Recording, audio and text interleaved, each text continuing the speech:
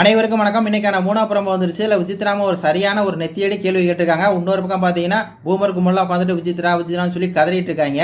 அதாவது விசித்ராமாவும் பூர்ணிமா உட்காந்து பேசியிருக்காங்க. அப்போ பூர்ணிமா வந்து அர்ச்சனா தான் பார்த்தீங்கன்னா டைட்டில் வின் பண்ணுறதுக்கு அதிக வாய்ப்பு இருக்குது. அந்த டோமேக்ஸ் டாஸில் கூட அவங்களுக்கு தான் பார்த்தீங்கன்னா அதிகம் வந்து ஓட்டு இருக்குது, அவங்களுக்கு தான் அதிக சப்போர்ட் இருக்குது அப்படிங்கிற மாதிரி சொல்லிட்டு இருக்காங்க. உடனே அதுக்கு வந்து விசித்ராமா சொல்கிறாங்க, அப்படி பார்த்தீங்கன்னா ஓட்டுப்படி தான் ஒருத்தன் ஜெயிக்கணும் அப்படின்னு பார்த்தா ஒரு தப்பான, அதாவது ஒரு பேட் பர்சன் கூட அப்படி ஓட்டு போட்டு ஜெயிக்கிறதா அப்படிங்கிற மாதிரி பார்த்தீங்கன்னா அவங்க கொஸ்டின் வந்து வச்சிருக்காங்க.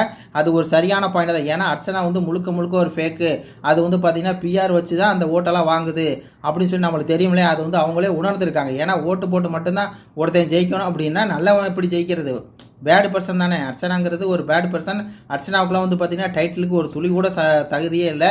ஒரு பேக் பைட்டிங் பண்ணுறவங்க, ஒரு துரோகம் பண்ணுறவங்க, ஒரு லாயலாக இல்லாதவங்க, அந்த மாதிரி ஒரு கேவலமான ஒரு பர்சன் தான் அர்ச்சனா. அர்ச்சனா வந்து பார்த்தீங்கன்னா கண்டென்ட் கொடுக்கல, ஒன்றும் கொடுக்கல இந்த 3 வாரமாக. ஆனாலும் இந்த பிஆர் வந்து பார்த்தீங்கன்னா அர்ச்சனா வந்து சிரிக்கிறார், அர்ச்சனா வந்து இப்படி திரும்பி விட்டார், அர்ச்சனா வந்து காலை தொட்டு விட்டார், அர்ச்சனா வாயை இப்படி செஞ்சு விட்டார் அப்படின்னு சொல்லி வீடியோ போடுறாங்கல்ல. ஏன் போடுறாங்கன்னா பிஆர் அப்படி தான் போட்டாகணும் அப்படிங்கிற மாதிரி தான் இருக்குது. அதுதான் வந்து கரெக்டாக சொல்கிறாங்க. பேட் பர்சன் கூட ஓட்டு போட்டால் ஜெயிப்பாங்க அப்படிங்கிற மாதிரி சொன்னாங்க. அது ஒரு சரியான பாயிண்ட், ஒரு சரியான கேள்வியும் கூட. இன்னொரு பக்கம் பார்த்தீங்கன்னா இந்த பூமர் தினேஷ் வந்து சொல்கிறாரு, இந்த மாதிரி நான் காலையில் மாயாட்ட கேட்டேன், விசித்ராமா வந்து பெட்டி எடுத்து போகிற அந்த மைண்ட் செட்டுக்கு வந்து வந்துட்டாங்க, கிவ் அப் பண்ணுற மூடுக்கு வந்து வந்துட்டாங்க அப்படின்னு சொல்லி வெக்கமே இல்லாமல் பார்த்தீங்கன்னா உனக்கு வேலையே தான், எப்படியாவது விசித்ரா வந்து வெளியே துரத்தியணும் சொல்லி சப்பா அப்படிங்கிற மாதிரி தான். ஏன்டா பூமர் கொஞ்சம் திருந்துக்கடா அப்படிங்கிற மாதிரி தான் இருக்குது. இது பற்றி உங்கள் கருத்துக்களை சொல்லுங்கள். நன்றி, வணக்கம்.